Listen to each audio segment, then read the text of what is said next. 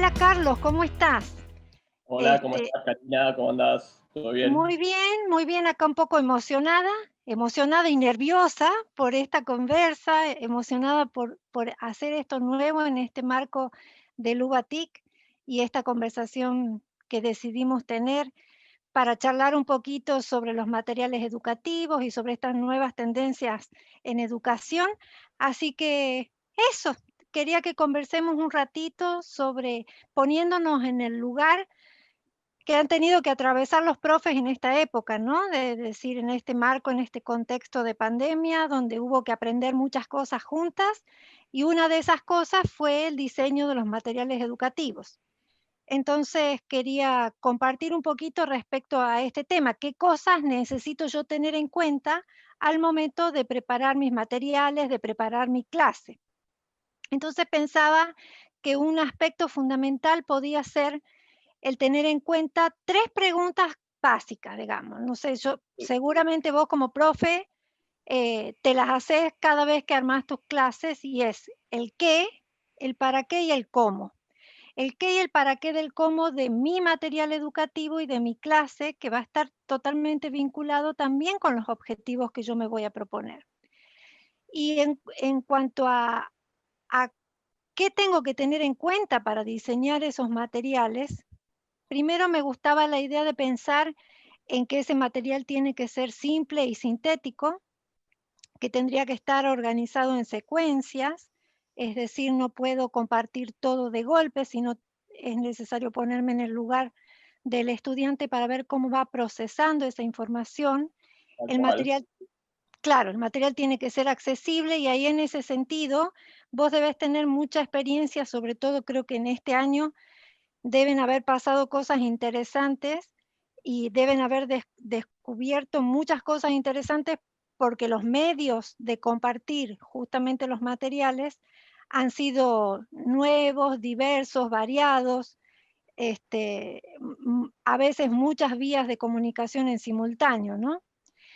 Entonces eso también se junta con los formatos. ¿M? Tal cual, tal cual. Es Y como muy importante en este sentido esto que está manejando el tema de los supuestos, porque nosotros siempre como profesores tenemos ciertas hipótesis sobre lo que va a suceder en la práctica docente, lo que va a suceder en el aula, y muchas veces, si bien los estudiantes, a veces por una cuestión generacional, nos están muy adelantados a nosotros en lo que tiene que ver con tecnologías. Una cosa es como el acceso y el conocimiento de la tecnología, y la otra es cómo poder discernir entre la marea de información, y en particular de información visual que tienen, para que eso se convierta efectivamente en algo que logre un vínculo comunicativo y que deje un sedimento didáctico. ¿Sí? Es como una cuestión es poder acceder a 1 millón de videos por día en las historias de Instagram, que eso es como una escena permanente de instantaneidad y olvido. ¿Sí? Y otra ujú. cosa es cómo transformar eso para que el mismo docente y el estudiante se sientan en el rol de productores y no meros espectadores de información cuyos productores estarían en otro lado. Tal cual, tal cual. Y justo, en el sentido de esto que estás diciendo también, ¿a qué le voy encontrando sentido? ¿Qué habilidades también voy desarrollando yo para hacer esa selección, ¿no?, de los contenidos, tanto de parte del estudiante, qué recorte hace, qué toma y qué procesa, y también de parte del docente? Es decir, tener también en cuenta cómo organizo esa información, que ya después te voy a preguntar un poquito más sobre cómo trabajar más en profundidad con el pensamiento visual, preparando materiales, pero también teniendo en cuenta cómo organizo y cómo dispongo yo esa información, qué recursos le agrego, cómo elijo qué tipo de software o qué herramienta quiero utilizar, cómo voy procesando la información de lo más simple a lo más complejo, teniendo en cuenta los códigos pedagógicos, si trabajo o no con recursos multimedia, cuándo agregar videos y cuándo no, para qué elijo un video, para hacer qué actividad, si solamente compartir el video o hacer un trabajo después del visionado del video. Y fundamentalmente que los materiales estén adaptados a la persona, al destinatario, ¿no? que el nivel, que el lenguaje, que el procesamiento de la información, que la cantidad, incluso hasta el idioma, porque a veces también nos pasa que en algunas cátedras muy dedicadas a la investigación utilizan mucho material en inglés, y también es interesante preguntarnos si los destinatarios tienen las herramientas suficientes como para decodificar eso, ¿no? Entonces, eso me parece interesante desde el punto de la accesibilidad, no solo tecnológica, sino también para ver cómo disponemos ese material para que sea comprendido de la mejor manera posible. Y tenía también ganas de conversar un poquito sobre las nuevas tendencias educativas, digamos, enfocándonos en 3 principalmente, que me parece que las hemos trabajado este año en el CITEP, en un curso, y me parece que están como bastante vigentes y están en el día a día de la vida cotidiana nuestra y también en el aula, que serían el microlearning, que son como cápsulas de contenido, cápsulas de información breves, mediante la cual nosotros compartimos información. Y eso lo vivimos todo el tiempo, solo que por ahí no lo reflexionamos mucho, pero me parece interesante traerlo para que nosotros como docentes también vayamos incorporando y haciendo conciencia de la importancia de ese microcontenido, porque ahora tenemos como el hábito de nosotros mismos, buscamos una receta y vamos a ver la más corta, la más práctica, la que nos lleve así, como quien diría, a los bifes, ¿no? Eso. El microlearning, después los materiales interactivos, que lo que tienen de interesante es justamente la participación y el protagonismo del que está del otro lado, ya sea un estudiante o quien sea. Entonces, nos permite hacer un recorrido, elegir opciones, diseñar nuestra propia manera de ir siguiendo ese contenido. Y después, la frutilla de la torta, bueno, ahí me gustaría que vos nos expliques un poquito más esto que habíamos conversado en otros mensajes y en otros compartires nuestros, cómo podemos transformar los datos que se convierten en información y que a la vez eso puede producir o generar comunicación educativa a través de los materiales, ¿no? A través de los materiales educativos, basándonos en estas virtudes que tiene el pensamiento visual. Tal Así cual. que, toda oídos. Sí, lo más importante de esto que vos estabas comentando es justamente, primero, así como nosotros deberíamos pensar en tanto docentes, en qué momento, cuándo y cómo vale la pena compartir un espacio sincrónico y cuándo no, y en todo caso, qué sucede con aquel que queda fuera del espacio sincrónico porque tal vez en ese momento justo no tiene conectividad o se le cayó o se le acabaron los datos o lo que sea, cómo puede de todos modos acceder a ese material. Del mismo modo, deberíamos trabajar con las imágenes, porque está como la idea de que la imagen por un lado está como muy ensalzada, ¿viste? Como la imagen es protagónica, la imagen, pero la imagen puede ser como súper anestésica, ¿sí?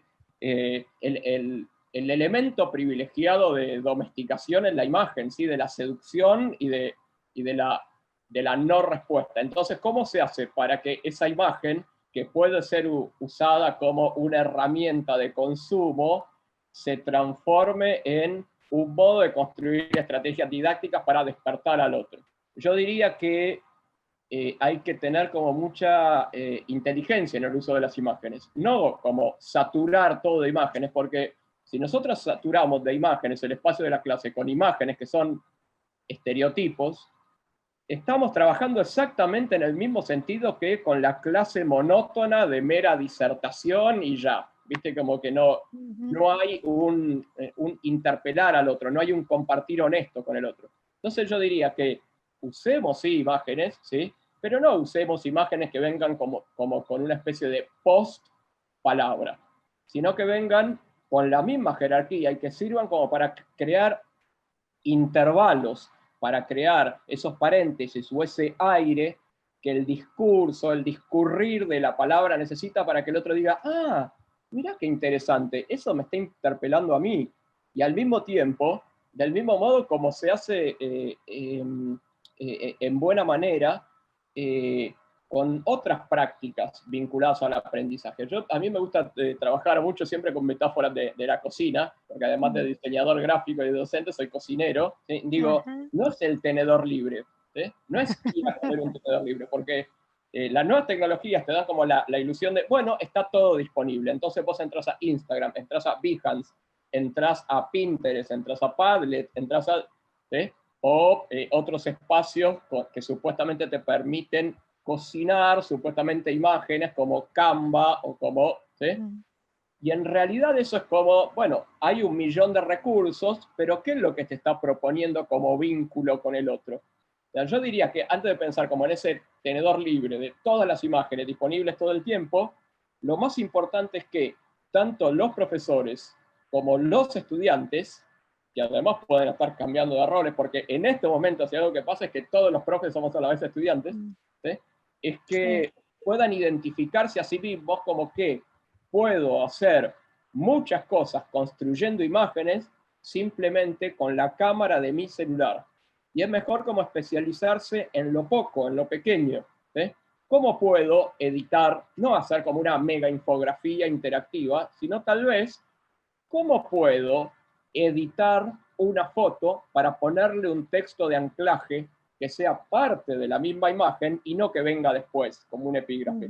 Entonces, por ahí, en ese sentido, en vez de usar herramientas que tienden a la espectacularidad visual como Canva, puedo usar una herramienta como mucho más humilde, que es una especie de mini Photoshop, como pixelar, que ni siquiera te pide que te registres, ni deja marcas de agua, ni eso. O bien, cómo editar videos, en vez de tener el video de la clase de 1 hora 45, cómo puedo editar el video poniéndole una placa de inicio, poniéndole un subtítulo de esto importantísimo, importantísimo que mencionaste vos, que es el tema de la lengua, ¿sí? Del material que es disponible en inglés, poniéndole un subtítulo, una placa de inicio, una placa de conclusión, o bien cómo difuminar o blurear un rostro, ¿sí?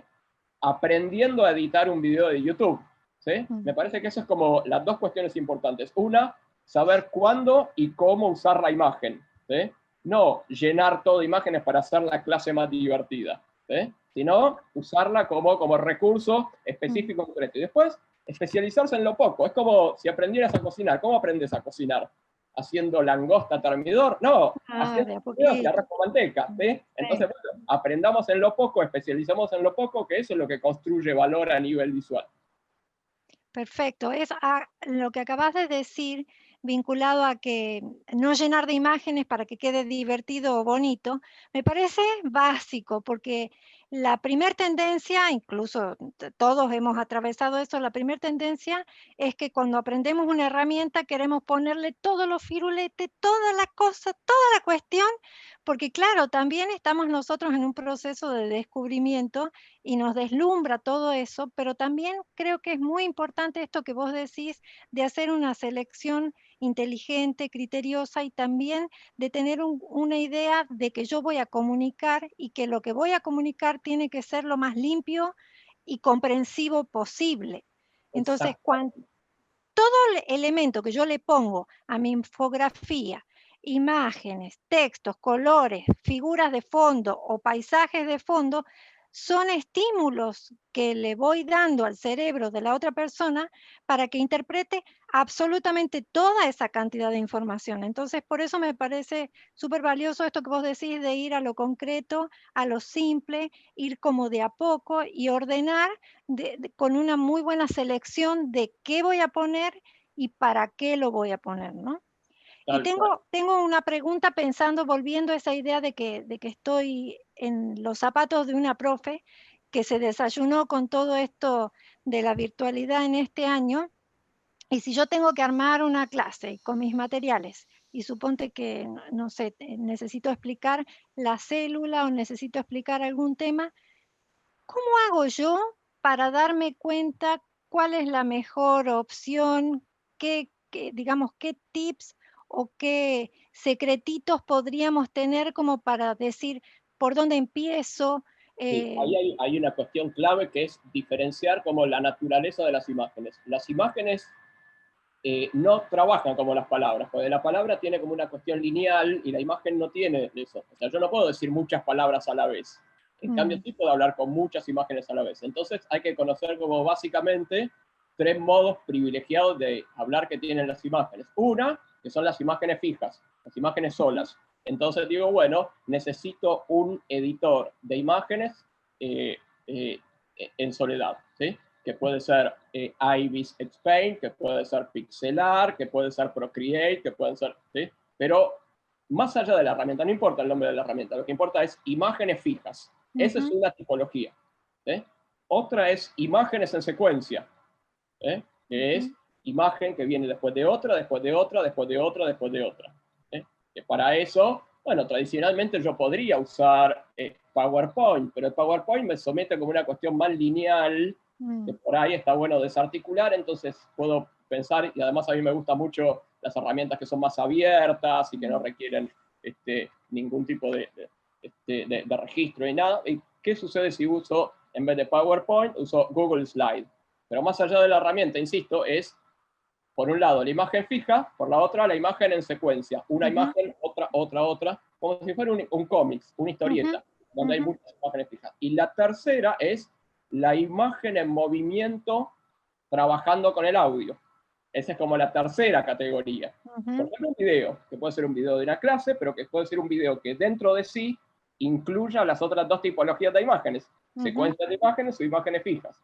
Si yo tengo en claro en cuál de estos 3 patrones quiero trabajar, imágenes fijas, secuencias de imágenes, imágenes de movimiento, luego es muy simple, porque lo que voy a hacer es como aficionarme a la herramienta específica. Necesito un editor audiovisual, necesito un editor en secuencia o necesito un editor de imágenes fijas. Pero teniendo en claro esto, lo demás es simplemente una microactualización de qué programa es el menos invasivo, qué programa me requiere menos datos, qué programa le requiere a los estudiantes menos datos, y ahí vamos, ¿sí? Pero con este mundo así, en este abanico de 3 posibilidades, eso resume en buena medida la producción de prácticamente todas las imágenes que están en circulación hoy en Internet.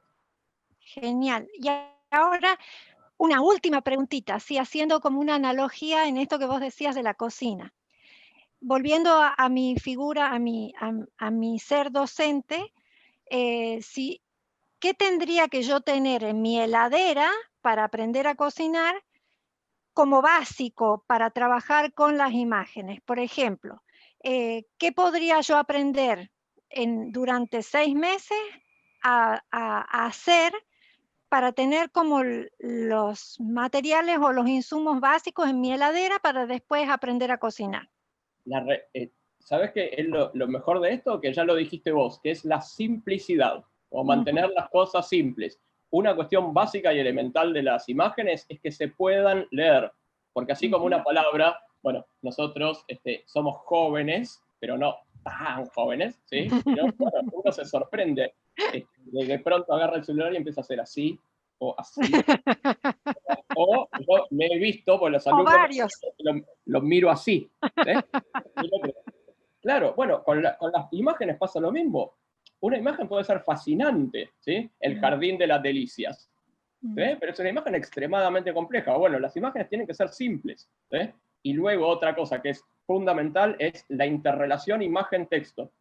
Siempre que yo pongo una imagen, como la imagen es polisémica y tiene una multiplicidad de sentidos, que haya un texto que oriente el sentido que a mí a nivel didáctico me interesa trabajar. Porque en eso hay una cuestión que es con lo que vos empezaste el diálogo querida Cari, que es el tema de la comprensión. La comprensión. A nosotros nos interesa que el estudiante memorice palabras ni que memorice imágenes. Nos interesa que lo comprenda. Entonces, cuanto más austera sea nuestra propuesta, pero además cuanto más concreta sea nuestra propuesta a nivel textual y a nivel visual, más posibilidad hay de llegar a una comprensión. Genial, genial. Y eso vuelve la pelota al docente, porque también es el docente el que tiene que hacer ese filtro. Entonces también es un proceso de comprensión del mismo docente y de hacer énfasis en la comunicación educativa, ¿no? Que en definitiva es lo que se va a reflejar después en el material que va a producir y compartir. Tal cual. Así que Me encantó la charla, me encantó. Te agradezco pero la paciencia, pero enormemente. No, que Así que estuvimos ahí compartiendo estos días toda está muy la previa y hoy este momento, y también agradecer mucho la convocatoria, ¿no?, del equipo del CITEP. Un honor estar acá compartiendo con vos y igual. con todo el equipo. Muy bien. Así que Saludos a todos. Muchos un éxitos. abrazo grandote. Chao, Adiós. Carlitos, hasta luego.